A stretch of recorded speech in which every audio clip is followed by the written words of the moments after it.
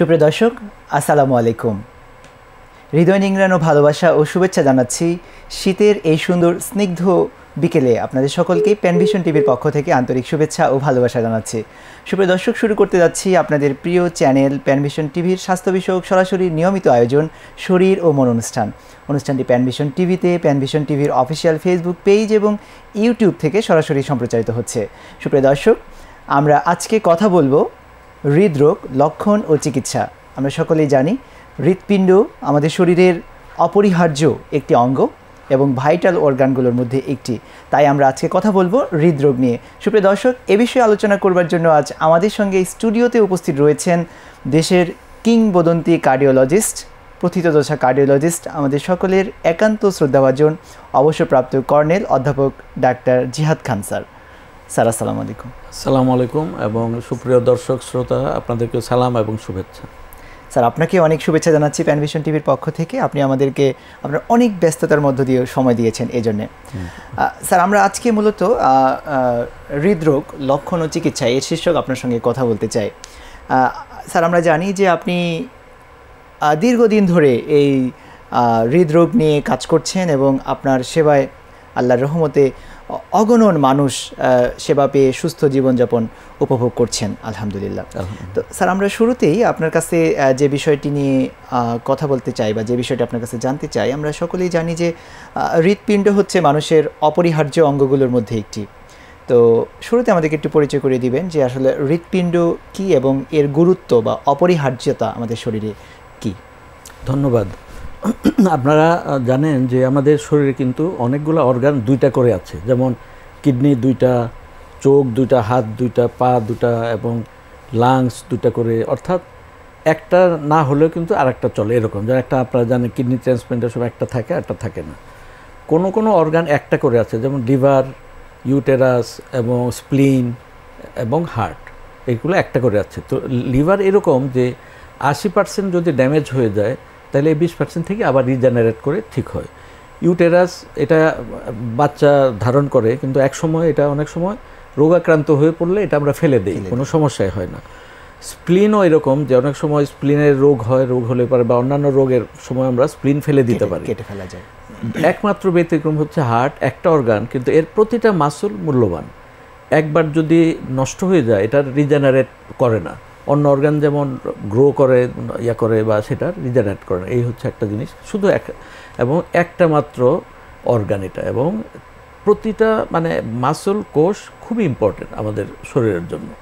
কাজে আমি মনে করি এটা সবচেয়ে ইম্পর্টেন্ট অর্গান। হার্ট বন্ধ তো জীবন শেষ, এরকম। যেমন হার্ট চলতেছে, ব্রেন যদি নষ্ট হয়ে যায় তাহলে কিন্তু মানুষ বেঁচে থাকে, ভেজিটেটিভ স্টেট বলি। হার্ট ঠিক আছে, কিডনি নষ্ট, বেঁচে থাকতে পারে। হার্ট ঠিক আছে, অন্য যে কোনো অর্গান নষ্ট, অধিকাংশ ক্ষেত্রে মানুষ বেঁচে থাকে। কিন্তু যে হার্ট বন্ধ হয়ে গেল সাথে সাথে জীবন শেষ। তার এর থেকে আমরা বুঝতে পারি যে কত গুরুত্বপূর্ণ একটা অর্গান। জি স্যার, হার্ট মূলত আমাদের শরীরের কি কাজটা করে? হার্ট হচ্ছে একটা জাস্ট সিম্পল একটা পাম্প মেশিন। এটা যেমন আপনি একটা 5 তলা বাসার কথা চিন্তা করুন, যে এর নিচে একটা মোটর থাকে, জেনারেটর থাকে, এটা পাম্প করে, মেশিনটা পাইপ দিয়ে 5 তলায় উঠে যায়, ওই পানি চলে যায়। তো হার্টও ঠিকই এরকম একটি অর্গান যেটা পাম্প করে সমস্ত শরীরে রক্তকে সরবরাহ করে, এবং দূষিত রক্ত আমাদের শরীরের বিভিন্ন অ্যাক্টিভিটিসের কারণে যে দূষিত মেটাবলিজম হয়, এর ফলে কার্বন ডাইঅক্সাইড তৈরি হয় এবং অন্যান্য দূষিত পদার্থগুলো তৈরি হয়ে সেটা হার্টে এসে জমা হয়। সেটা আবার একটি ফোন এসেছে, আমরা ফোনটি নিয়ে আবার ফিরে আসছি। সুপ্রিয় দর্শক, জি প্যানভিশন টিভি থেকে বলছি, আপনার পরিচয় দিয়ে আপনার প্রশ্নটি করুন। আমার প্রশ্নটা হচ্ছে যে কোন খাবারগুলো গ্রহণ করলে হার্টের চর্বিগুলো গলে বা হার্টটা ভালো থাকে। জি দর্শক, আমরা বুঝতে পেরেছি আপনার প্রশ্নটি। দর্শক, আপনি আমাদের সঙ্গে থাকুন, আমরা এই বিষয়ে স্যারের কাছ থেকে উত্তর নিব। এই প্রশ্নটা আমি আরও পরে যখন আমরা চিকিৎসা পর্যায়ে আসবো, সে পর্যায়ে এই প্রশ্নটা আমার মনে থাকবে। ইনশাল্লাহ আপনি আমাদের সঙ্গেই থাকুন, আমি শেষে আপনার এটা জবাব দেব। তার আগে আমরা জেনে নিই যে হার্ট কিন্তু একটা পাম্প মেশিন। যে পাম্পের মাধ্যমে সমস্ত শরীরে বিশুদ্ধ রক্ত সরবরাহ করা হয় এবং সমস্ত শরীর থেকে দূষিত রক্ত আবার হার্টে আসে সেটা লাংসে গিয়ে পিউরিফাই হয়ে আবার বিশুদ্ধ হয়ে হার্টে আসে বাম দিকে, আবার সেখান থেকে বিশুদ্ধ রক্ত সমস্ত শরীরে ছড়িয়ে পড়ে। এটা হচ্ছে প্রথমত পাম্প মেশিন। কিছুটা অনেক ক্ষেত্রে যেমন কোরআনের মধ্যে আয়াত আছে যে হৃদয় সম্বন্ধে অনেক কথা আছে, এরকম যে অনেক অনুভূতির ব্যাপারও আছে, যেটার সাথেও হার্টের কিছুটা সম্পর্ক আছে। অনেক কিছু আমাদের জানা নাই, কিন্তু কিছুটা হৃদয় ঘটে দেবে। আমরা অনেক সময় ভালোবাসার প্রতীক হিসাবে হার্টকে রিপ্রেজেন্ট করি এরকম, যদিও যেই সিম্বলটা দেওয়া হয় হার্টের, এটা কিন্তু আসলে মানুষের হার্ট কিন্তু এরকম না, মানে আশ্চর্যজনকভাবে এটা কিন্তু গরুর হার্ট ঠিক এরকম, এই যে লাভ চিহ্ন যেটা দেওয়া হয়। আর মানুষের হার্ট হচ্ছে পিরামিডের মতো, পিরামিডের বেসটা উপরে না থেকে এটা নিচের দিকে এভাবে থাকে, আর বেসটা থাকে উপরের দিকে, আর অ্যাপেক্স বা চূড়াটা থাকে নিচের দিকে। এই হচ্ছে যদি হার্টের ছবিটা দেখেন যে এখানে ওই যে heart just triangular shape, pyramidal টাইপের, যার বেসটা উপরের দিকে থাকবে এবং অ্যাপেক্স বা চূড়াটা থাকে নিচের দিকে। এই হচ্ছে, এবং পজিশন হচ্ছে যে হার্টটা সাধারণত বুকের মাঝখানের, যদি আমরা যে হাড্ডিটা ধরি, যেটা আমরা বলি এই স্টারনামের 3 ভাগের 2 ভাগে থাকে হার্ট, আর আরেকটু থাকে 2 ভাগ বাম পাশে থাকে আর 1 ভাগ এক্স্যাক্টলি 3 ভাগের 2 ভাগ থাকে বাম দিকে, আর 3 ভাগের 1 ভাগ থাকে ডান দিকে। এই আর কি লোকেশন। আমরা স্যার অনেক সময় কিন্তু মানে হার্ট বলতে মানুষ বাম পাশে বুঝিয়ে থাকে, কিন্তু আসলে কি এটা তো আসলে সবসময় বাম পাশে না, এটা সাধারণত ওই যে 2/3 থাকে বাম পাশে, বেশিরভাগটি বাম পাশে থাকে, এই জন্য বেশিরভাগ অংশ বাম পাশে আর কিছুটা অংশ ডান দিকে। অনেক চমৎকার কিছু তথ্য, যদিও এই বিষয়গুলো খুবই সাধারণ, তারপরেও স্যার বিষয়গুলো খুব চমৎকারভাবে আপনার কাছ থেকে আমরা আবারও জানতে পারলাম। আমরা স্যার হার্টের বিভিন্ন রোগগুলো সম্পর্কে আজকে আপনার কাছ থেকে জানতে চাই, বিশেষ করে হার্ট অ্যাটাক সম্পর্কে জানবো। তার আগে আমরা একটু দর্শকদেরকে জানিয়ে রাখতে চাই, দর্শক আমাদের এই অনুষ্ঠানটি প্যানভিশন টিভিতে, প্যানভিশন টিভির অফিসিয়াল ফেসবুক পেজ এবং ইউটিউব থেকে সরাসরি সম্প্রচারিত হচ্ছে। আপনারা যদি এই বিষয়ে প্রাসঙ্গিক কোনো প্রশ্ন করতে চান, আপনারা ফেসবুক এবং ইউটিউবে কমেন্ট বক্সে কমেন্ট করার মাধ্যমে আপনাদের মনের কথাগুলো খুলে বলতে পারেন প্রশ্নের আকারে। আমাদের সম্মানিত অতিথি এই প্রশ্নের উত্তর দেবেন, এবং সেই সাথে দর্শক আপনারা সরাসরি আমাদের আজকের অতিথির সঙ্গে কথা বলতে চাইলে স্ক্রলে দেখানো নাম্বারটিতে ফোন করার মাধ্যমে আপনারা আমাদের সঙ্গে যুক্ত হয়ে আপনাদের প্রশ্ন, অনুভূতি কিংবা মতামত জানাতে পারেন। স্যার, আমাদের আরেকটি ফোন এসেছে, আমরা ফোনটি নিয়ে আসছি। দর্শক কে আছেন আমাদের সঙ্গে, আপনার পরিচয় দিয়ে প্রশ্নটি করুন। জি, ওয়ালাইকুম আসসালাম। বলছি, আমার মাঝে মাঝে রাতে বুকে মাঝ বরাবর, আবার মাঝে মাঝে বাম সাইডে একটু ব্যথা করে, আসলে কিসের ব্যথা? আমার বয়স হচ্ছে 30 বছর। 30? জি, বয়স 30 বছর। প্রেশার, ডায়াবেটিস এগুলো আছে? দর্শক, আপনার কি উচ্চ রক্তচাপ বা ডায়াবেটিস এমন কোনো সমস্যা কি আছে আগে থেকে? এগুলো আমি অবশ্য পরীক্ষা করাই না এখনো পর্যন্ত। আচ্ছা আচ্ছা, আর কিছু স্যার? ঠিক আছে। আচ্ছা দর্শক, আমাদের স্যারের কাছ থেকে আপনার ব্যাপারে পরামর্শ। ধন্যবাদ। প্রথমত আপনার বয়স কিন্তু কম, 30 বছর। 30 বছরে সাধারণত প্রেশার, ডায়াবেটিস ওইরকম হয় না, তো কাজেই আপনার ক্ষেত্রে হার্টের হওয়ার সম্ভাবনা কম। একটা জিনিস আমাদের মনে রাখা দরকার, বুকে ব্যথা কিন্তু প্রায় 30টা কারণে বুকে ব্যথা হতে পারে। আমাদের কিন্তু অনেকের ধারণা নাই, বুকে ব্যথা হলে আমরা মনে করি এটা সম্ভবত হার্টের, না। 30টা কারণ, এই কারণগুলো এই মুহূর্তে ইলাবোরেট করা, তবে সংক্ষেপে কয়েকটা বলি। যেমন এখানে হাড়ের কারণে ব্যথা হতে পারে, এখানে মাসলের কারণে হতে পারে, এখানে নার্ভ আছে, এখানে ফুসফুস আছে, কিডনির কারণে এদিকে ব্যথা হতে পারে বুকে, তারপরে গলব্লাডারে পাথর থাকলে ব্যথা হতে পারে, তারপর টনসিলের কারণে বুকে ব্যথা হতে পারে, সার্ভাইকাল স্পন্ডাইলিটিস, এই ধরনের 30টা কারণে বুকে ব্যথা হতে পারে, একটা শুধু হার্টের। কাজেই এই ক্ষেত্রে আমাদের জানতে হবে যে হার্টের ব্যথার ধরনটা কী। যে এই যে মাঝরাতে মাঝে মাঝে ব্যথা করে, হার্টের ব্যথা কিন্তু এরকম হবে না। যে প্রথমত ব্যথা হবে সমস্ত বুক জুড়ে, এবং এটা 2 ধরনের ব্যথা হয়। এক হচ্ছে হাঁটতে গেলে ব্যথা করবে, সেটা বলে অ্যাঞ্জাইনাল পেইন এরকম। আর রেস্ট অবস্থা যদি ব্যথা করে, সমস্ত বুক জুড়ে ব্যথা করবে এবং চাপা ব্যথা, মনে হয় একটা ভারী পাথর আপনার বুকে বা একটা হাতি পা দিয়ে রাখছে আপনার বুকে, এরকম একটা ফিলিংস হবে। এবং এই ব্যথাটা অনেক সময় বুকের মাঝখানে থাকে, এখান থেকে ছড়িয়ে যেতে পারে হাতে, নিচের চোয়ালে, নাভি পর্যন্ত এরকম যেতে পারে।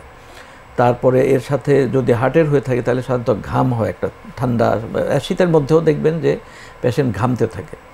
এইগুলো হচ্ছে লক্ষণ। কিন্তু এটা কাদের হবে? সাধারণত মিডিল এজ, ধরেন 40-র পরে থেকে আস্তে আস্তে হার্টের রোগ হওয়া শুরু হয়, এবং তাদের কতগুলো কারণ থাকে, মেজর রিস্ক ফ্যাক্টর বলি আমরা, যেমন হাইপারটেনশন, ডায়াবেটিস, স্মোকিং, কোলেস্টেরল বা চর্বি, রক্তের চর্বি বেশি, এই 4টা মেজর কজ যদি থাকে, তার সাথে যদি বুকে ব্যথা থাকে, আমরা ধরে নিই যে হার্টের হওয়ার সম্ভাবনা আছে। কিন্তু প্রেশার নাই, ডায়াবেটিস নাই, সিগারেট খান না, কোলেস্টেরলও নর্মাল, সেক্ষেত্রে আপনার হার্টের হওয়ার সম্ভাবনা খুবই কম। আমাদের এই দর্শকের প্রতি স্যার কী পরামর্শ? তারপরে আপনার জন্য পরামর্শ হচ্ছে যে আপনি একটা কোলেস্টেরল চেক করতে পারেন, তারপরে ডায়াবেটিস আছে কিনা, থাইরয়েড আছে কিনা, প্রেশার চেক করবেন। সবই যদি ভালো থাকে, তারপরে যদি সন্দেহ দূর করতে হয়, আপনি একটা ইটিটি করবেন। ওই যে ইসিজি লাগিয়ে মেশিনে হাঁটা হয়, দেখবেন যে অনেক সময় অ্যাডে দেখা হয় যে ওটা হাঁটলে যদি আপনি ভালো হাঁটতে পারেন, তার মানে হার্টের কোনো কারণ নাই, এটা আপনি অ্যাসিডিটি বা গ্যাস্ট্রিকের কারণেও হতে পারে ব্যথা। এরকম। স্যার অনেক ধন্যবাদ। দর্শক, আশা করি আপনি বুঝতে পেরেছেন এবং স্যারের এই চমৎকার ব্যাখ্যামূলক প্রশ্নোত্তর, আশা করি এর মাধ্যমে আমাদের অন্যান্য দর্শক যারা দেখছেন, যাদের অনেক সময় বুকে ব্যথা হয় বা একটু চিনচিনে অনুভব হয়, এটা নিয়ে আপনারা বিচলিত হয়ে পড়েন, আশা করি স্যারের এই চমৎকার কথাগুলো আপনাদেরকে আশান্বিত করবে এবং আপনারা সঠিক পরামর্শ গ্রহণ করতে পারবেন। বিশেষ করে দর্শক যিনি ফোন করেছেন তাকে ধন্যবাদ জানাচ্ছি সুন্দর প্রশ্নটি করবার জন্য। স্যার, আমরা আবার আলোচনায় ফিরে আসছি। আমরা হৃৎপিণ্ডের অনেকগুলো গুরুত্ব এবং হৃৎপিণ্ড সম্পর্কে আমাদের চমৎকার কিছু তথ্য স্যার আপনি দিয়েছেন। আমরা আপনার কাছে জানতে চাই যে হৃৎপিণ্ডের, আমরা হার্ট অ্যাটাক বলতে একটা রোগ আসলে জানি, কিন্তু হৃৎপিণ্ডের আমরা জানি যে আরও অনেক ধরনের রোগ হতে পারে। খুব সংক্ষেপে স্যার যদি আমাদেরকে একটু হৃৎপিণ্ডে কী কী ধরনের রোগ হতে পারে, যদি খুব সংক্ষেপে এই বিষয়টা আমাদেরকে। ধন্যবাদ। আসলে হৃৎপিণ্ডে কিন্তু মানে প্রায় 5 ধরনের রোগ হতে পারে। এক হচ্ছে হৃৎপিণ্ডের জন্মগতভাবে রোগ, মানে বাবা মায়ের কারো ছিল না বা বংশে কারো ছিল না, কিন্তু বাচ্চাটা জন্ম হওয়ার পরপরই বা জন্মের থেকেই ওই রোগটা নিয়ে জন্মায়। হঠাৎ যেমন হার্টের ভিতরে ছিদ্র থাকা, এএসডি, ভিএসডি, পিডিএ বা টফ, এই ধরনের রোগগুলা মানে মায়ের পেটে থাকা অবস্থায় বাচ্চার কোনো যদি ইনফেকশন হয় বা অনেক সময় রেডিয়েশন অথবা মা কোনো ওষুধ খেয়েছে বা মায়ের ইনফেকশন ছিল, এইসব কারণে দেখা যায় যে হার্টের ডেভেলপমেন্টটা ঠিকমতো হয় না, তখনই এই জন্মগত রোগগুলো হয়। তো এইটা হচ্ছে এক ধরনের রোগ। দ্বিতীয়ত, ছোটোবেলায় রিউমাটিক ফিভার হয়ে ভালভ নষ্ট হয়ে যেতে পারে, এটা হচ্ছে সেকেন্ড টাইপের রোগ, ভালভের রোগ। থার্ড হচ্ছে যে অনেক সময় মায়োকার্ডিয়াম বা মাসল যে আছে, হার্টের মাসলের ডিজিজ হতে পারে। যেমন আমরা জানি যে হাইপারট্রফিক কার্ডিওমায়োপ্যাথি অথবা ডাইলেটেড কার্ডিওমায়োপ্যাথি, এটা জাস্ট মাসলের রোগ, রক্তনালীরও রোগ না, ভালভেরও না, বা জন্মগত রোগও না, এটা হঠাৎ করে হয়ে যায় এবং অনেকগুলো কারণ আছে এটা, তাহলে মাসলের রোগ হতে পারে। বা মায়োকার্ডাইটিস, ভাইরাস ইনফেকশন হয়ে মায়োকার্ডাইটিস হয়ে গেলে এরকম। ফোর্থ রোগ যেটা, এটা হচ্ছে যে রক্তনালীর রোগ। হার্টের রক্তনালী কিন্তু এই যে করোনা, আপনারা যে এখন খুব মানে কোভিড বা করোনা ডিজিজ নাম শুনছেন, এই নামটা কিন্তু আসলে হার্টের রোগের নামও কিন্তু করোনারি আর্টারি ডিজিজ। তাহলে নামটা কেন একই নাম কেন? কারণটা হচ্ছে খুব ইন্টারেস্টিং যে করোনা মানে হচ্ছে ল্যাটিন ভাষা হচ্ছে ক্রাউন বা মুকুট। তো হার্টের যদি আপনারা খেয়াল করেন যে রক্তনালীগুলো এটাকে মুকুটের মতো ঢেকে রাখে, যে হার্টের সারফেসে কিন্তু রক্তনালীগুলো থেকে মুকুটের মতো ঢেকে থাকে, এই জন্য এটাকে করোনারি আর্টারি ডিজিজ বলা হয়। তো আমাদের যে রোগ যে নিয়ে এত আমরা চিন্তিত বা এফেক্টেড হচ্ছে বা মানুষ মারা যাচ্ছে, হচ্ছে অসুস্থ হচ্ছে, এই করোনা রোগও কিন্তু যে ভাইরাসটা ওটা দেখতে কিন্তু মুকুটের মতো দেখা যায়, যার ফলে একই নাম আর কি, যে করোনা ভাইরাস এরকম। তেমনি করোনারি আর্টারিজ আমরা, তো এই আর্টারিগুলার রোগ যখন হবে, সেটার কারণে যদি রক্তনালী কোনো একটা রক্তনালী একদম 100% বন্ধ হয়ে যায়, তখনই যে রোগটা হবে সেটাকে আমরা বলবো মায়োকার্ডিয়াল ইনফারশন বা হার্ট অ্যাটাক এরকম। এটা তাহলে চতুর্থ ক্যাটাগরি, রক্তনালী সংক্রান্ত। রক্তনালী বন্ধ হয়ে গেলে হার্ট অ্যাটাক। আর যদি বন্ধ না হয়ে যায়, ধরুন 70-80% বন্ধ, তাহলে হাঁটতে গেলে বুকে ব্যথা করবে, চলতে গেলে ব্যথা করবে, তখন এটাকে বলে আমরা ইসকেমিক হার্ট ডিজিজের একটা ভ্যারাইটি, অ্যানজাইনা পেক্টোরিস এই ধরনের বলি। আর ধরনের রোগ হচ্ছে হার্টের ইলেকট্রিক সার্কিটের রোগ, যে এটা হার্ট তার মাসুল ভালো, ভালভ ভালো, রক্তনালী ভালো, কোনো সমস্যা নাই, তো জন্মগত কোনো রোগ নাই, কিন্তু হঠাৎ করে ধরপড় উঠে, ধরপড় হয়ে এমন ধরপড় যে হার্টবিট 140, 50, 60, 200, 250, 300 হয়ে যেতে পারে, অথচ রক্তনালীর কোনো রোগ না। এই যে ধরপড়জনিত রোগ, এইটা এখন নতুন শাখা একটা কার্ডিওলজিতে, এটা খুব ইন্টারেস্টিং যে হঠাৎ ধরপড় ওঠে, তারপর চিকিৎসা অন্তত কয়েকদিন এই ধরপড় থাকতে পারে, এটারও ভালো চিকিৎসা আছে আজকাল।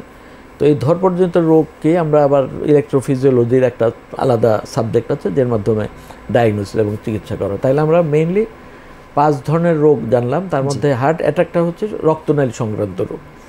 ভুলে মানুষ অনেকে ব্রেনের অ্যাটাক বা ব্রেনের স্ট্রোককে বলে ফেলে যে হার্ট অ্যাটাক। আসলে ব্রেনের এটাকে বলবো আমরা ব্রেনের স্ট্রোক অথবা স্যার অনেকে ভুল করে আবার হার্ট স্ট্রোক বলে ফেলে। হার্ট শুধু ব্রেনের ক্ষেত্রে এই স্ট্রোকটা প্রযোজ্য আর কি। হার্টের ক্ষেত্রে বলবো আমরা হার্ট অ্যাটাক অথবা মায়োকার্ডিয়াল ইনফারশন। ব্রেনের স্ট্রোকের সঙ্গে হার্ট অ্যাটাকের মানে রোগের মেকানিজম সংক্রান্ত কিছু হয়তো বা মিল থাকতে পারে, কারণ ওটাও রক্তনালীর রক্তক্ষরণ বা রক্ত সঞ্চালন বন্ধ হওয়ার মাধ্যমে হয়। দর্শক, স্যারের আজকের এই চমৎকার কথাগুলো নিশ্চয়ই আপনাকে একটা জিনিস পরিষ্কার করে দিয়েছে যে হার্টে যেটা হয় সেটা হার্ট অ্যাটাক, আর ব্রেনে যেটা হয় সেটা হচ্ছে ব্রেন স্ট্রোক। আশা করি এই দুইটা জিনিস আমরা গুলিয়ে ফেলবো না, কারণ এই শব্দগুলোর অনেক সময় মিস ইন্টারপ্রিটেশনের কারণে অনেক সময় বুঝতে বা অনেক সময় চিকিৎসকদের কাছে প্রেজেন্ট করার ক্ষেত্রেও কিন্তু অনেকটা ভুল হয়ে যেতে পারে। দর্শক, আশা করি আমরা বুঝতে পেরেছি। স্যার, আমরা মূলত আপনার কাছ থেকে আজকে হার্ট অ্যাটাক, যেহেতু এই রোগটা সম্পর্কে সকল মানুষ পরিচিত এবং এই রোগটার সংখ্যাও খুব সম্ভবত হার্টের রোগগুলোর মধ্যে সবচেয়ে বেশি, এবং স্যার এটাও আমরা জানি যে আকস্মিক মৃত্যুর যে কারণগুলো রয়েছে সেগুলোর মধ্যে কিন্তু স্যার অন্যতম প্রধান কারণ কিন্তু হার্ট অ্যাটাককে আমরা ধরতে পারি। একজন মানুষ খুব স্বাভাবিক সুস্থ জীবনযাপন করছেন, হঠাৎ করে পরের দিন তার মৃত্যু সংবাদ শোনা কিন্তু প্রাথমিকভাবে আমরা এই কারণটাই মনে করি। এজন্য স্যার আমরা আপনার কাছ থেকে হার্ট অ্যাটাক সম্পর্কে আরও কিছু তথ্য পেতে চাই। শুরুতে স্যার আপনি আমাদেরকে যদিও হার্ট অ্যাটাক সম্পর্কে কিছু তথ্য দিয়েছেন, তারপরেও স্যার আমরা আপনার কাছ থেকে আবারও জানতে চাই যে হার্ট অ্যাটাক আমরা কাকে বলবো? হার্ট অ্যাটাকটা জানা কিন্তু এটা শুধু ডক্টর নয়, প্রত্যেকের জানা উচিত। কেন, যদি আমরা মানে ডায়াগনোসিস করতে পারি তাহলে কিন্তু চিকিৎসা দেওয়া খুবই ইজি, এবং যারা দেখছেন বা শুনছেন তাদের জানা উচিত যে কখন আমরা সন্দেহ করব হার্ট অ্যাটাকটা। প্রথমত এটা ধরে নিতে হবে যে একটা বয়স থাকে, যেই বয়সে হার্ট অ্যাটাক হওয়ার সম্ভাবনা বেশি থাকে, সেটা কোনটা মিডিল এজ অথবা এল্ডারলি পারসন, এরকম মানে 40-এর পর থেকে অধিকাংশ ক্ষেত্রে আর কি, ব্যতিক্রম থাকতে পারে কিন্তু ইন জেনারেল বয়সটা একটা ব্যাপার আছে। তারপরে যে লক্ষণগুলো থাকে সাধারণত আমরা এটাকে 3 ধরনের ক্যাটাগরিতে ভাগ করি যে ডায়াগনোসিস করার জন্য। প্রথমত লক্ষণগুলো কি থাকবে, তারপরে ডায়াগনোসিসের জন্য একটা ইসিজি করা হয়, তারপর আমরা কার্ডিয়াক এনজাইম দেখে এইভাবে আমরা হার্ট অ্যাটাক ডায়াগনোসিস করি। তো লক্ষণগুলো কেমন থাকবে, যে একজন পেশেন্ট যার প্রেশার, ডায়াবেটিস বা কোলেস্টেরল, স্মোকিং এ ধরনের থাকে, তার যদি ব্যথা হয় এবং টিপিক্যাল ব্যথাটা হবে প্রচণ্ড ব্যথা, এটাকে আমরা বলি সিভিয়ার কম্প্রেসিভ চেস্ট পেইন, মানে প্রচণ্ড বুকে ব্যথা। আমাদের একটা কার্ডিওলজি বই একটা ছবি দেওয়া আছে যে একটা হাতি পা চেপে ধরেছে বুকে, হাতির পা বুকের উপর, অর্থাৎ এরকম একটা ফিলিং হবে যে একটা ভারী কিছু বুকের, রোগী মনে করবে যে আমি বুঝি মরে যাচ্ছি এবং আমি মরে যাচ্ছি, মানে এটাকে বলে ফিলিং অফ ইম্পেন্ডিং ডেথ। আমাদের শরীরে যত ধরনের পেইন আছে তার মধ্যে ধরেন টুথে দাঁতের ব্যথা হতে পারে, গল ব্লাডারে পাথরের পেইন হতে পারে, বা কিডনির স্টোনের পাথর হতে পারে, হেডেক মাইগ্রেনের পেইন হতে পারে, ডেলিভারি পেইন হতে পারে। তো যত ধরনের পেইন আছে, স্ট্রংগেস্ট পেইন হচ্ছে হার্ট অ্যাটাকের পেইন। এত প্রচণ্ড ব্যথা হয় যে এই ব্যথা হওয়ার পরে মানুষ মনে করে যে আমি বোধহয় মারা যাচ্ছে এখন, এত প্রচণ্ড ব্যথা। এরপরেই কিন্তু ডেলিভারি পেইন, যারা ভুক্তভোগী, যারা হয়েছেন মাতৃত্বের করেছে, আপনারা জানেন যে কি প্রচণ্ড ব্যথা থাকে, গড়াগড়ি করতে থাকে পেশেন্ট, এরকম। এই হার্টের পেইন তার চেয়েও কঠিন এরকম। কাজেই প্রচণ্ড ব্যথা হবে, ব্যথাটা অনেকের ধারণা যে বাঁ দিকে হবে, না, পেইনটা হবে পুরো বুক জুড়ে, এবং পেশেন্ট সাধারণত এইভাবে দেখায় হাত দিয়ে যে এইভাবে এরকম সেন্টার মাঝখানে, যে কোথায় ব্যথা, আমার এখানে ব্যথা হচ্ছে, বা এরকম যদি চিহ্ন, এটাও একটা সাজেস্টিভ। পুরা বুক জুড়ে মাঝখানে ব্যথা হবে কিন্তু এরকম সেন্ট্রাল, এটা হচ্ছে টিপিক্যাল পেইন। এর কতগুলো আরও ক্রাইটেরিয়া আছে, যে প্রথমত প্রচণ্ড চাপা ব্যথা, এবং অনেক সময় রেডিয়েশন হয় পেইনটা, যেমন এখান থেকে হাতে যেতে পারে, তারপরে 2 হাতে যেতে পারে, চোয়াল, নিচের চোয়াল পর্যন্ত যেতে পারে, এবং পেটে আম্বিলিকাস পর্যন্ত আবার নাভি পর্যন্ত ব্যথাটা আসতে পারে এরকম।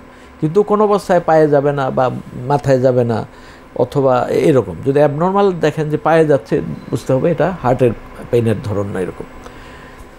তো অথবা উপরের চোয়ালে বা মাথায় যাচ্ছে, সেটাও হার্টের সম্ভাবনা খুবই কম এরকম। তাহলে ধরনটা হচ্ছে এরকম। তারপরে এই পেইনের সাথে আরও কিছু জিনিস থাকে, যে সোয়েটিং হয়, প্রচুর ঘামে পেশেন্ট, একদম শীতের দিনে অথবা এসির মধ্যে বসে আছে, অথবা পেশেন্ট ঘেমে ভিজে যাচ্ছে, এটা হচ্ছে দ্বিতীয় একটা খুব ইম্পর্টেন্ট লক্ষণ।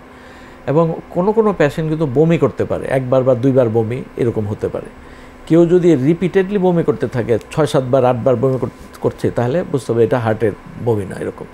অনেক সময় হাতের পালস দেখে বুঝতে পারি যে অনেক সময় পালস ইরেগুলার হতে পারে, অথবা প্রেশার ফল করতে পারে পেশেন্টদের, ব্লাড প্রেশার কমে যেতে পারে, অথবা শ্বাসকষ্ট হতে পারে, মুখ দিয়ে অনেক সময় ফেনার মতো বা একটু রক্তর মতো আমরা বলি পিঙ্ক স্পুটাম হতে পারে এরকম। তারপরে এমনকি অজ্ঞান হয়ে যেতে পারে, কোনো কোনো পেশেন্ট অজ্ঞান হয়ে যেতে পারে, হার্ট অ্যাটাক হয়ে এরকম। জি স্যার, অনেক ধন্যবাদ জানাচ্ছি হার্ট অ্যাটাকের সঙ্গে পরিচিত করিয়ে দেওয়ার জন্য আমাদেরকে, এবং সেই সাথে লক্ষণগুলো কী কী হতে পারে এটা পরিচয় করে দেওয়ার জন্য। স্যার, আমাদের দেখতে দেখতে একটি বিরতির সময় হলো, আমরা বিরতির পরে আবারও আলোচনা ফিরে আসছি। সুপ্রিয় দর্শক, আপনারা দেখছেন আমাদের আজকের অত্যন্ত গুরুত্বপূর্ণ আলোচনা হৃদরোগ লক্ষণ ও চিকিৎসা বিষয়ক। আমাদের একটি ছোট্ট বিরতির সময় হলো, আমরা বিরতির পরে আবারও ফিরে আসছি, ততক্ষণ আমাদের সঙ্গে থাকবেন। সুপ্রিয় দর্শক, বিরতির পরে আপনাদের আবারও স্বাগত জানাচ্ছি। আপনারা দেখছেন আপনাদের প্রিয় চ্যানেল প্যানভিশন টিভির স্বাস্থ্য বিষয়ক সরাসরি নিয়মিত আয়োজন শরীর ও মন অনুষ্ঠান।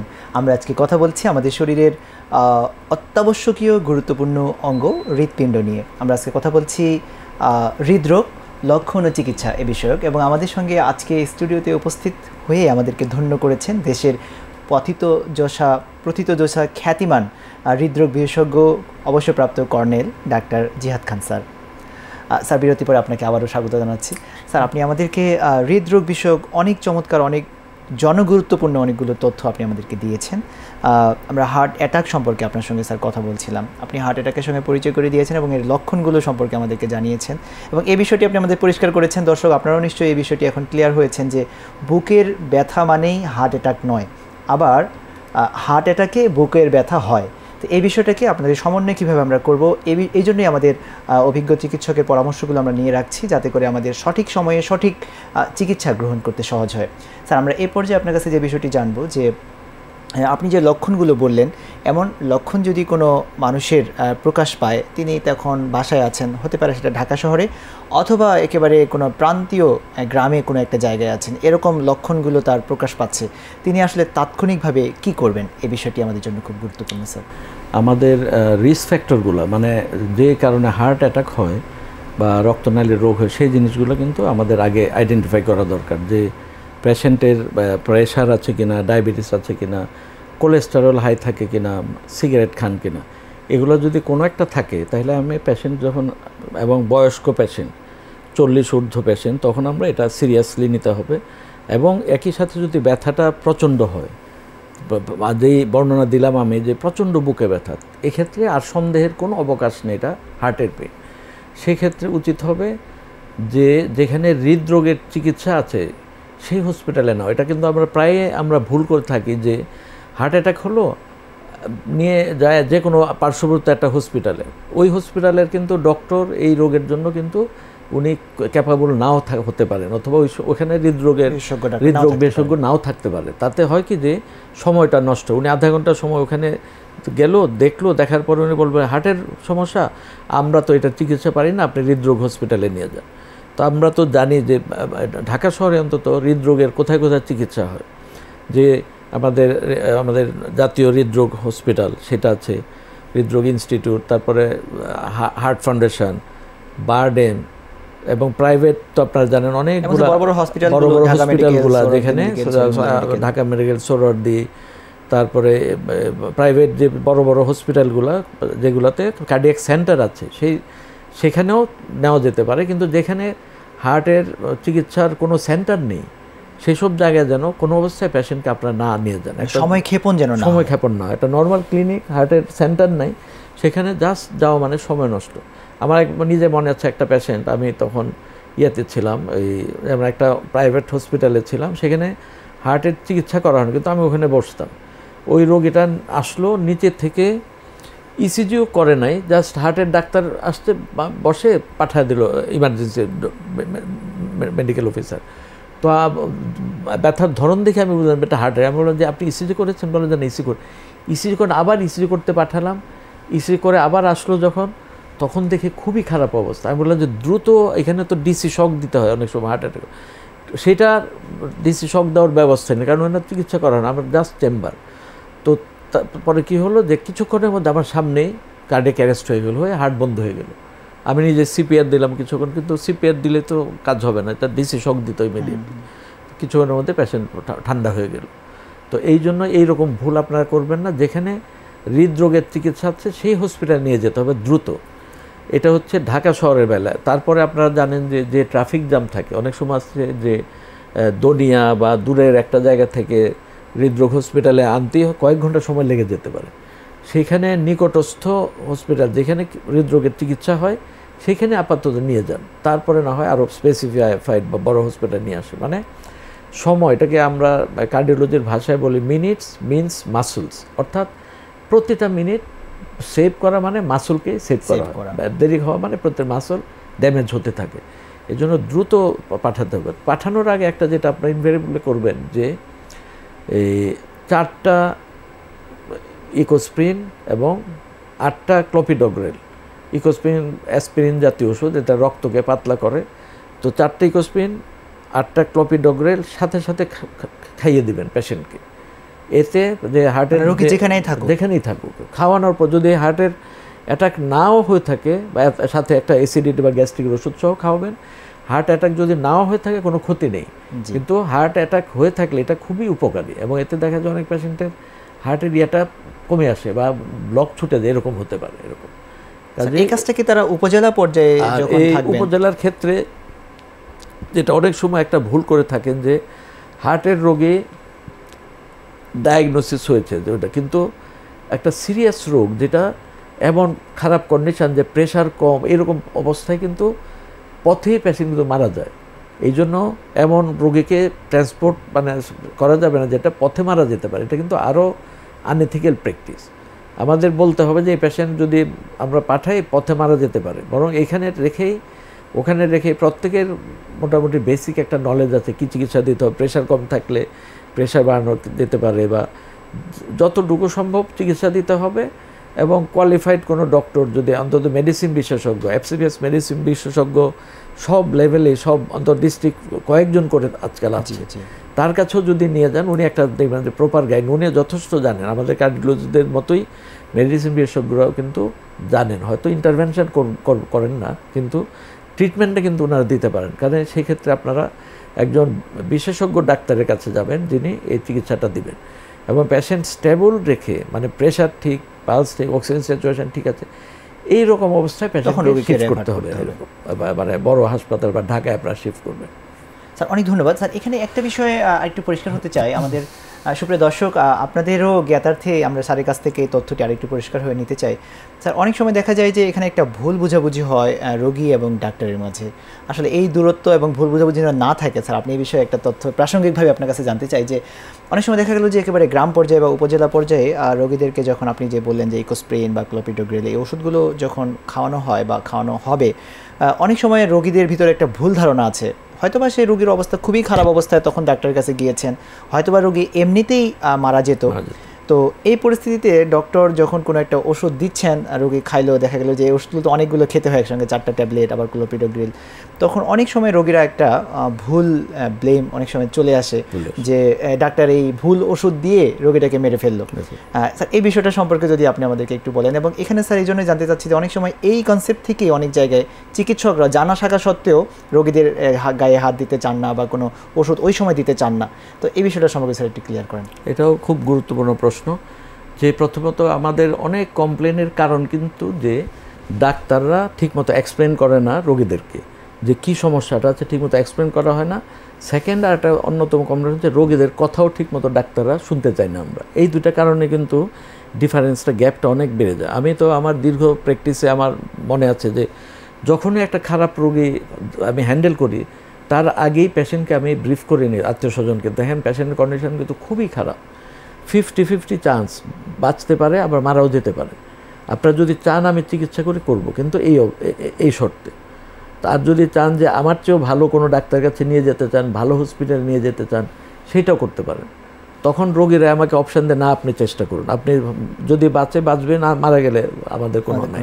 এইভাবে আমি বলে নিই এবং এটা আমি মনে করি রোগের ডায়াগনোসিস আমরা যদি করি, ধরেন কোনটা সিরিয়াস এটাও আমাদের কিছুটা আইডিয়া থাকা দরকার। যে হার্টের 2 ধরনের অ্যাটাক হয়ে থাকে, একটা হচ্ছে ইনফেরিয়র এমআই বা ছোট অ্যাটাক, যেটা হার্টের নিচের অংশটা শুধু আক্রান্ত হয়, আরেকটা হচ্ছে অ্যান্টেরিয়র এমআই। অ্যান্টেরিয়র এমআই হচ্ছে বড় অ্যাটাক, হার্টের বিরাট একটা অংশ অ্যাটাক হয়। অ্যান্টেরিয়র এমআইটা সব সময় রিস্কি খুব। অ্যান্টেরিয়র এমআই পেশেন্ট 1 ঘন্টার মধ্যে মারা যেতে পারে, কেউ 24 ঘন্টা মারা যেতে পারে, কেউ 48 ঘন্টার মধ্যে মারা যেতে পারে, এরকম। আর যারা বেঁচে যায় তারা সাধারণত বেঁচে যায় এরকম। আর ইনফিরিয়র এমআই সাধারণত পেশেন্ট মারা যায় না। কাজে আমি যখন দেখব যে ইসিজি দেখেই বোঝা যায়, ডায়াগনোস করা হয় যে ইনফিরিয়র এমআই না অ্যান্টেরিয়র, যখন দেখব যে ইনফিরিয়র এমআই নির্দ্বিধায় আমরা রোগীকে বলতে পারি আপনার অ্যাটাক হয়েছে, কিন্তু ছোট অ্যাটাক, ভয়ের কিছু নাই।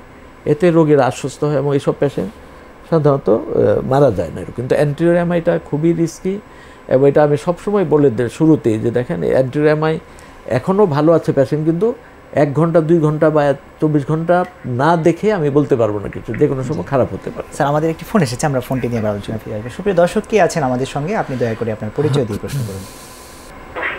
আমি হাসান বলছিলাম। জি ওয়ালাইকুম আসসালাম। জি দর্শক আপনার প্রশ্নটি করুন। জি আমি হাসান রংপুর থেকে বলছি। ও হাসান রংপুর থেকে, হ্যাঁ হ্যাঁ হাসান, কেমন আছো ভাইয়া? হ্যাঁ আছি আলহামদুলিল্লাহ। ভাই আপনি ভালো আছেন? জি ভালো আছি আলহামদুলিল্লাহ। তোমার কি আজকে কোনো প্রাসঙ্গিক প্রশ্ন আছে? আমাদের সম্মানিত অধ্যাপক জিহাদ খান স্যার আমাদের সঙ্গে আছেন।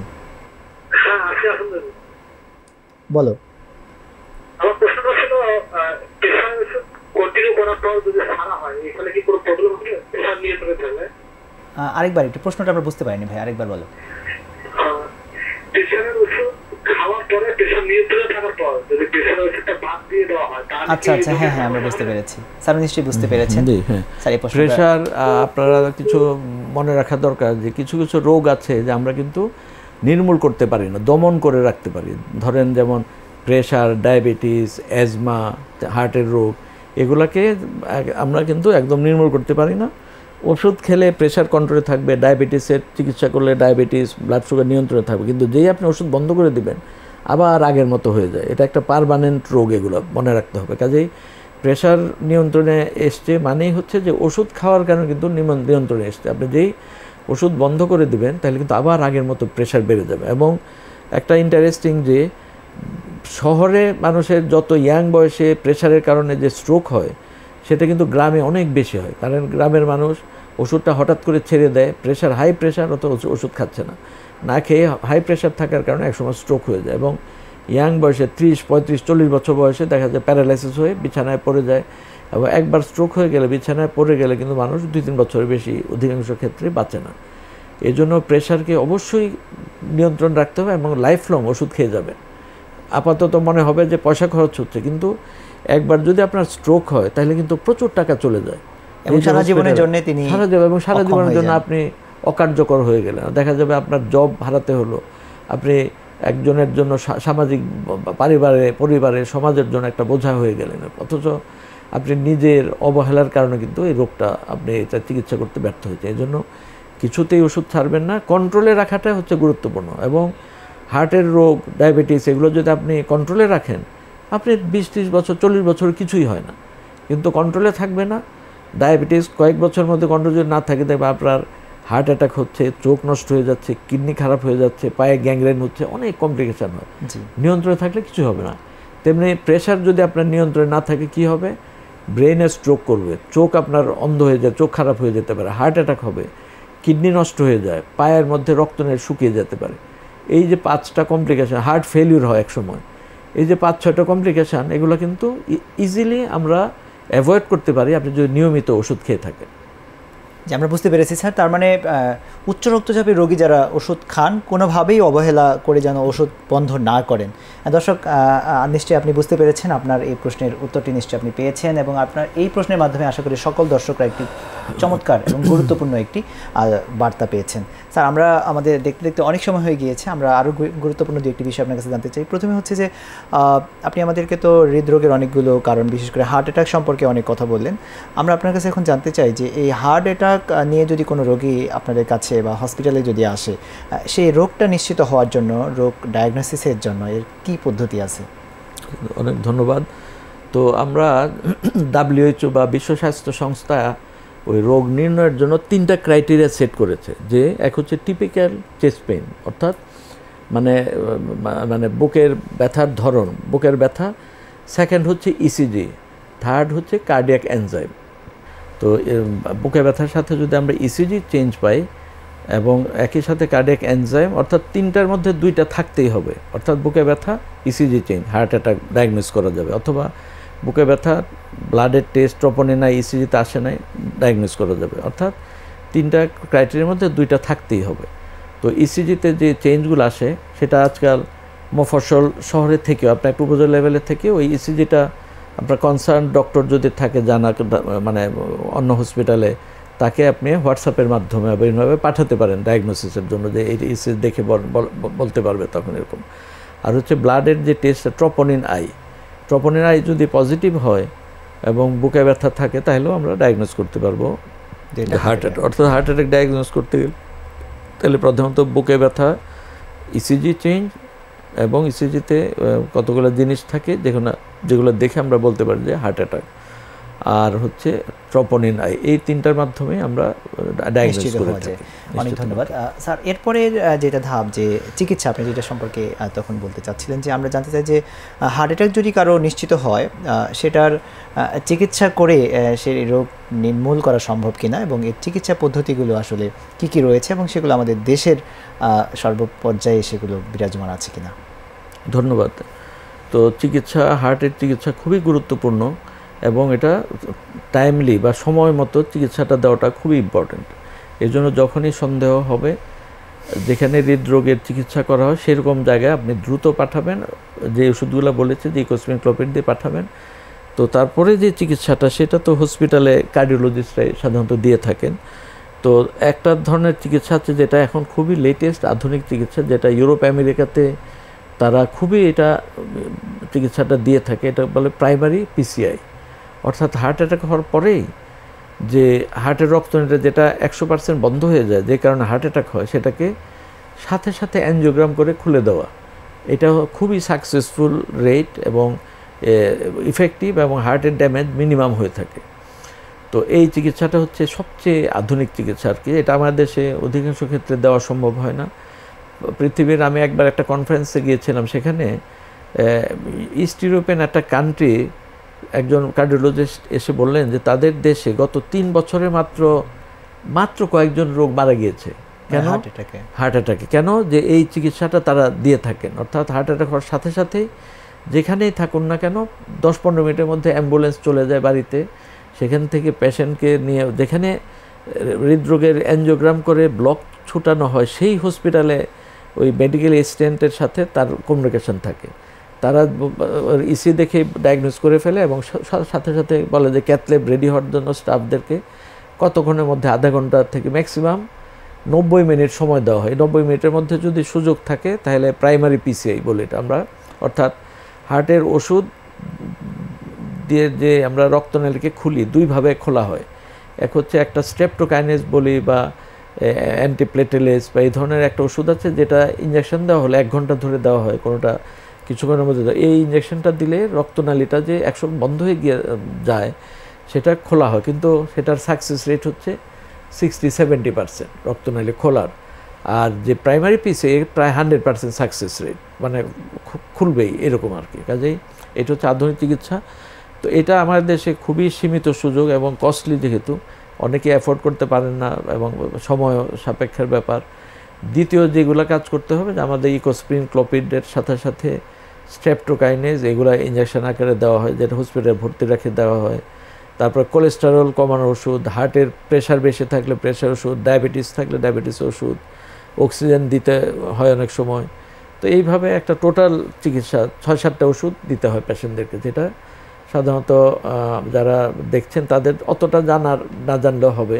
এটা ভর্তি অবস্থা রোগী থেকে সেটা, কিন্তু আপনাদের প্রধান কাজ হবে রোগীটা যে হার্টের, এটা সন্দেহ করা, এবং সন্দেহ করে জায়গা মতো এবং সময় মতো পাঠানো, এটা সময় যথোপযুক্ত জায়গায় রোগীকে নিয়ে যাওয়া। স্যার, এই যে চিকিৎসা পদ্ধতিগুলো, এগুলো কি বাংলাদেশের প্রান্তীয় জনগোষ্ঠীগুলোর নাগালের মধ্যে আছে কিনা? থাকলে তারা কোন জায়গাগুলোতে গেলে এটা পাবেন? ধন্যবাদ। এটা খুবই গুরুত্বপূর্ণ প্রশ্ন, যে এই চিকিৎসা তো সব লেভেলে নাই। কিন্তু আরেকটা খুবই মজার, যে ইন্টারেস্টিং, যে আমি যেমন আমার এলাকা হচ্ছে কিশোরগঞ্জ, সেখানে আমি গত 4-5 বছর ধরে যাচ্ছি। তো আমাদের গ্রামের কিন্তু হার্টের অ্যাটাকের রেট কিন্তু অনেক কম, খুবই কম। মানে ওই তাদের নর্মাল ইজি লাইফ, প্রেশার হয়তো অনেকের প্রেশার, ডায়াবেটিস নাই, বা এসব কারণেই হোক, মানে স্ট্রেসফুল, শহরের যে স্ট্রেসফুল লাইফ, কম্পিটিটিভ লাইফ, এসব কারণেই শহরের জীবনে কিন্তু এই ডায়াবেটিস, প্রেশার হয়ে থাকে বেশি, এবং যার ফলে এগুলোর ইফেক্ট হিসাবে হার্ট অ্যাটাকের রেটও শহরে বেশি। কাজেই গ্রামে এর সংখ্যা খুবই কম, যথেষ্ট কম, এবং যদিও আমার দেশে এক্সাক্ট স্ট্যাটিস্টিক্স নাই, তারপরে এটা কম কম হলেও ডিস্ট্রিক্ট লেভেলে, প্রত্যেক ডিস্ট্রিক্ট লেভেলে আজকাল তো প্রত্যেক ডিস্ট্রিক্ট লেভেলে মেডিকেল কলেজও হচ্ছে এবং হয়ে গেছে প্রায় অধিকাংশ, সেখানে কোয়ালিফাইড ডক্টর থাকে, প্রফেসররা থাকে এবং হার্টের ডক্টর অধিকাংশ হসপিটাল আছে। কাজেই পেরিফেরি হলে সাথে সাথে আপনারা হৃদরোগ বিশেষজ্ঞর কাছে অন্তত যোগাযোগ করবেন, বা ওনার হয় যেখানেই থাকুন না কেন, বা হসপিটাল যেই হসপিটালে উনি প্র্যাকটিস সেখানে নিয়ে যাবেন, বা ওনাকেও দেখাতে পারেন যেভাবে হোক, অর্থাৎ তার সাথে যোগাযোগ করে সেই চিকিৎসাটা এনশিওর করতে। স্যার, আমরা প্রায় শেষের দিকে চলে এসেছি। এখানে আরেকটা প্রাসঙ্গিক বিষয় জানতে চাই যে কেউ যখন একবার হার্ট অ্যাটাক করেন এবং হার্ট অ্যাটাক থেকে যখন তিনি মুক্তি লাভ করে এর পরবর্তী সময়ে বাসায় তাকে পাঠানো হয়, এই সংক্রান্ত চিকিৎসা বা যে ওষুধগুলো তাকে খাওয়ানো হয়, এগুলো কি পরবর্তীতে সারা জীবন খেয়ে যেতে হবে কিনা? ধন্যবাদ। তো একবার হার্ট অ্যাটাক হলে আমরা এটাকে বলি যে হার্ট অ্যাটাক, তারপরে কিন্তু দ্বিতীয়বারও কিন্তু আবার হার্ট অ্যাটাক হওয়ার ঝুঁকি থাকে।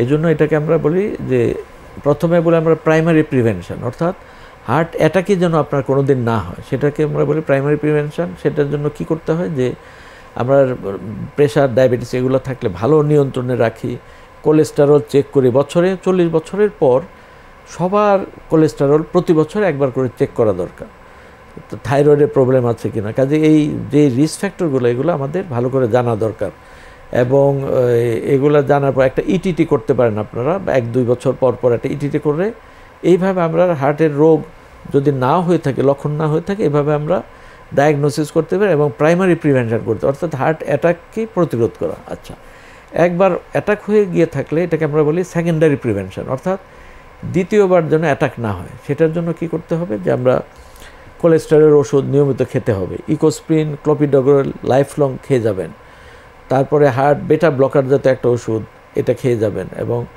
এসি ইনহিবিটার বা এআরবি বলি, এই ধরনের এই 4টে ওষুধ হার্ট অ্যাটাক হওয়ার পরে মাস্ট খেয়ে যাবেন। কেন? এই 4টে ওষুধেই যে দ্বিতীয়বার হার্ট অ্যাটাক হওয়া থেকে প্রিভেন্ট করবে, এবং হার্টের মাসল আস্তে আস্তে কিন্তু ডাইলেটেড হয়ে গিয়ে উইক হয়ে যেতে থাকে হার্ট অ্যাটাক হওয়ার পর, সেই জিনিসটাকেও প্রিভেন্ট করবে। তো এইভাবে প্লাস কোলেস্টেরল যদি কম থাকে শরীরে, নতুন করে আর ব্লক হওয়ার সম্ভাবনা থাকবে না।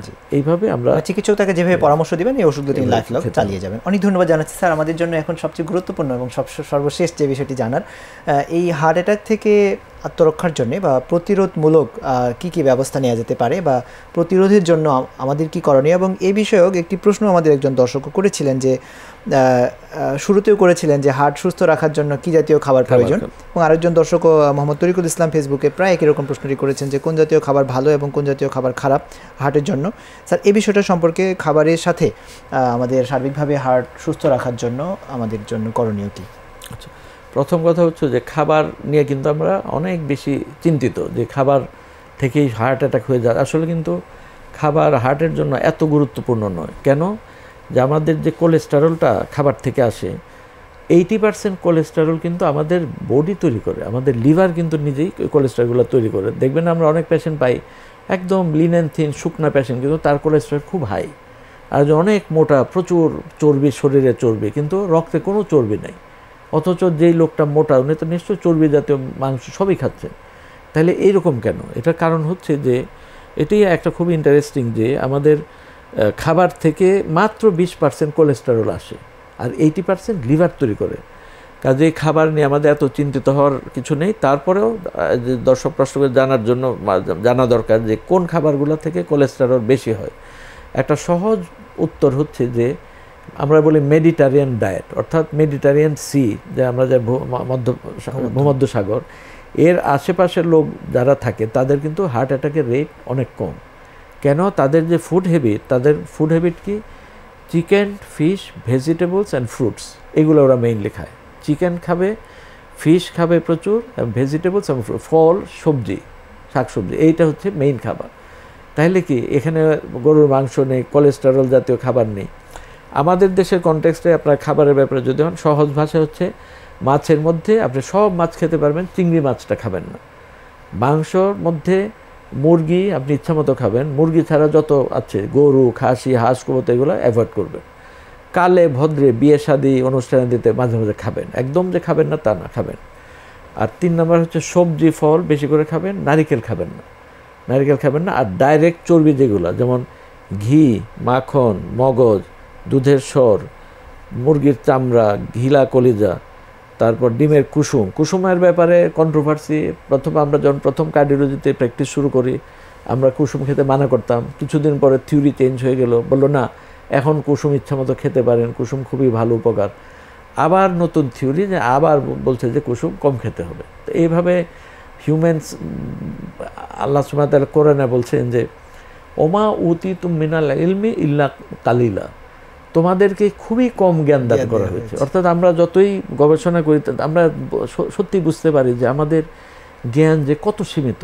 এই যে থিওরিগুলো চেঞ্জ হয়ে যায় এতে থেকেই আমরা বুঝতে পারি যে আমাদের সীমিত জ্ঞান। তো সীমিত জ্ঞান থেকে আমরা বুঝতে পারি যে এই চর্বি জাতীয় জিনিসগুলো আপনি যদি অ্যাভয়েড করেন, এবং সবচেয়ে ইম্পর্টেন্ট চর্বি চেক করা, প্রতি বছর আপনি চেক করতে হবে যে কোলেস্টেরল কেমন আছে। আপনি খাবার খাচ্ছেন না তারপরেও এমন হতে পারে হাই কোলেস্টেরল, আরেকজন আছে প্রচুর খাচ্ছে কিন্তু কোলেস্টেরল লো।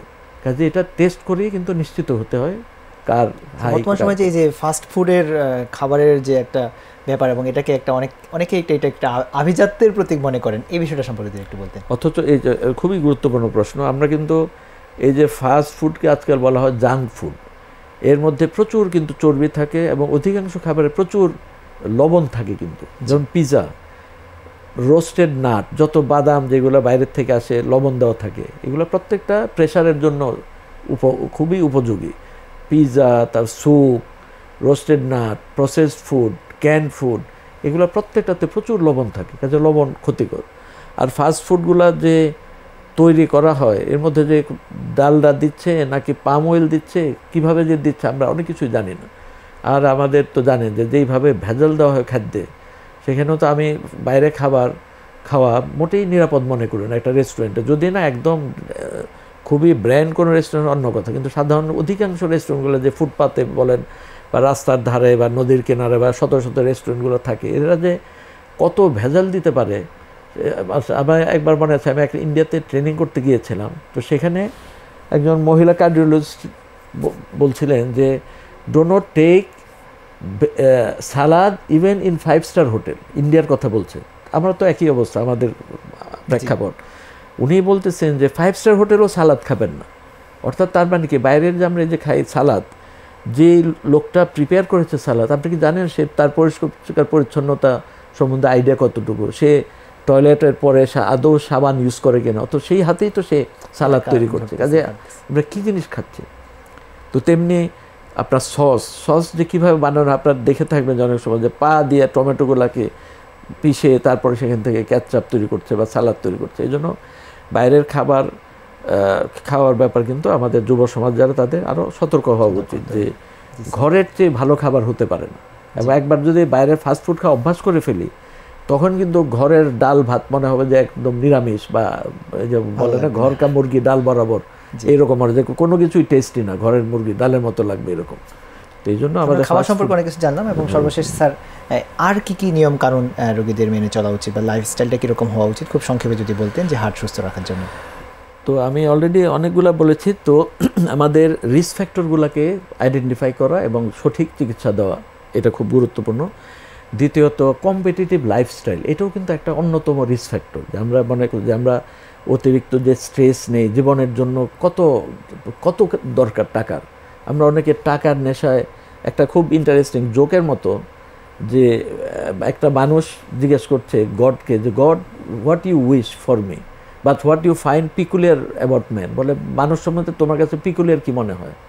তখন বলতেছে যে আমার কাছে পিকুলিয়ার এটা মনে হয় যে মানুষ খুব চেষ্টা করে প্রচুর টাকা পয়সা কামাই করে, এবং কামাই করার জন্য অসুস্থ হয়ে পড়ে, হার্টের রোগ হয়, ডায়াবেটিস হয়, প্রেশার হয়, কিডনি খারাপ হয়ে যায়, তারপরে সেই টাকাই আবার খরচ করে সেই স্বাস্থ্যকে পুনরুদ্ধার করার জন্য। এটা গডের কাছে মনে হচ্ছে সবচেয়ে পিকুলিয়ার মানুষের। এটা কিন্তু বাস্তব। এমনকি আমরা অনেক ডাক্তারও এমন আছে যে দিন রাত শুধু খালি রোগী দেখা, টাকা কামাই করা, দিন নাই রাত, এমনকি উইকেন্ডও বাইরে চলে যাচ্ছে করার জন্য। জীবনে কিন্তু এত টাকার দরকার, কিন্তু যে একটা লাইফ হতে হবে যে একই সাথে ইউজফুল, এবং যেন আমরা অতিরিক্ত স্ট্রেস না নিই। জীবন আমাদের সব কিছু আল্লাহ নির্ধারণ করে রেখেছে, আমার জন্ম মৃত্যু সব কিছু। কাজেই এই যে আমরা যেই সম্পদেই কামাই করি না কেন, এটা কিন্তু সব রেখে যেতে হবে। কাজে টাকার পিছনে এত করলাম, আমি কিন্তু নিজে তো ভোগ করতে পারবো নাই, পরবর্তী জেনারেশন কিন্তু ইজি ইনকামের টাকা এটার মর্যাদা বুঝবে না, তারা বরং একসময় এগুলোকে নষ্ট করে ফেলে। এই জন্য আমরা যেন নিজেদের লাইফটাকে করি। এবং আপনি একবার 40 বছর বয়সে যদি হার্ট অ্যাটাক হয়ে যায়, কিডনি নষ্ট হয়ে যায়, তার যে সাফারিং খুবই খারাপ লাগে তখন দেখতে, যে এই লোকটা এত একটা ভালো ব্যবসায়ী ছিল, অথবা ভালো প্রথিতযশা এরকম লোক ছিল, আজকে তার জীবনটাই পঙ্গু হয়ে গেল। এই জন্য অতিরিক্ত স্ট্রেস অ্যাভয়েড করা, ধৈর্য, কোরআনে কিন্তু 80 বারের বছর ধৈর্যের কথা বলা হয়েছে, এবং সম্ভবত 16 বার আল্লাহ সুবহানাহু ওয়া তাআলা আদেশ করেছেন তোমরা ধৈর্য ধারণ করো। এই ধৈর্যের অভাবে অনেক সময় দেখা যায় যে নানা রকম অঘটন ঘটে যায়। সামান্য কথা কাটাকাটি কিন্তু ঝগড়া লেগে যায়, আমরা এই ট্রাফিক করতে গিয়ে দেখা যাবে যে ঝগড়া লেগে যাচ্ছে কি সামান্য জিনিস নিয়ে, ছোটোখাটো জিনিস নিয়ে। এবং একটা চাইনিজ প্রবাদ বাক্য আছে, কেউ যদি এক মুহূর্তের আবেগকে কন্ট্রোল করতে পারে, সে 300 দিনের ঝামেলা থেকে মুক্ত থাকবে। একটা কথা কাটাকাটি হয়ে গেলে দেখা যায় মারামারি পর্যায়ে চলে গেল, তারপরে মামলার পর্যায়ে চলে গেল, এরপর থেকে যে ঝামেলা হবে, অথচ শুরুতেই যদি এটাকে আমি ধৈর্য ধারণ করি, মেনে নেই অনেক কিছু, বা উদারতা প্রদর্শন করি, তাহলে কিন্তু অনেক সমস্যা, মানসিক চাপ কম রাখার জন্য যা যা করা দরকার সেটাই করতে হবে। সেটাও খুবই শারীরিক, যখন আমরা চিকিৎসা করব, প্রতিরোধের জন্য চেষ্টা করব, একই সাথে স্ট্রেস থেকে যেন আমরা নিজেদেরকে বেঁচে থাকতে পারি সেটাও চেষ্টা করতে হবে। জি স্যার, অনেক ধন্যবাদ জানাচ্ছি। দেখতে দেখতেই আমাদের অনেক সময় পেরিয়ে গেছে, এবং আমাদের দর্শকেরা আজকে অনেক চমৎকার এবং গুরুত্বপূর্ণ তথ্য আমরা আজকে আপনার কাছ থেকে পেলাম। স্যার, আমাদের আজকে এখানে শেষ করতে হচ্ছে। আমরা চাইবো স্যার আপনি আমাদেরকে আবারও সময় দিবেন, এবং আমাদের যেরকম লাখো দর্শক যারা আমাদের স্ক্রিনে তাকিয়ে থাকেন গুরুত্বপূর্ণ পরামর্শগুলো পাওয়ার জন্য, সেগুলো আপনি আবারও দেবেন। স্যার, আপনাকে ধন্যবাদ জানাচ্ছি আমাদেরকে সময় দেওয়ার জন্য। আপনাদেরকেও ধন্যবাদ। সুপ্রিয় দর্শক, দেখতে দেখতে আজকে আমাদের সময় ফুরিয়ে এলো, কিন্তু আজকে আমরা অনেক গুরুত্বপূর্ণ, অনেক চমৎকার, আমাদের একেবারে জীবন ঘনিষ্ঠ যে পরামর্শগুলো পেলাম, এবং আমাদের শরীরের সবচেয়ে গুরুত্বপূর্ণ, অন্যতম গুরুত্বপূর্ণ অঙ্গ হৃৎপিণ্ডকে সুস্থ রাখার জন্য আমাদের সম্মানিত অতিথি আজকে ছিলেন অবসরপ্রাপ্ত কর্নেল অধ্যাপক ডাক্তার জিহাদ খান স্যার, বিশিষ্ট হৃদরোগ বিশেষজ্ঞ। যে চমৎকার পরামর্শগুলো দিয়েছেন, আশা করি এই পরামর্শগুলো আমাদের জন্য এবং আপনাদের জন্য অনেক কল্যাণ বয়ে নিয়ে আসবে। আজ এ পর্যন্তই, সামনের অন্য কোনো বিষয়ে আমরা আবারও একত্রিত হব। আল্লাহ হাফেজ, আসসালামু আলাইকুম।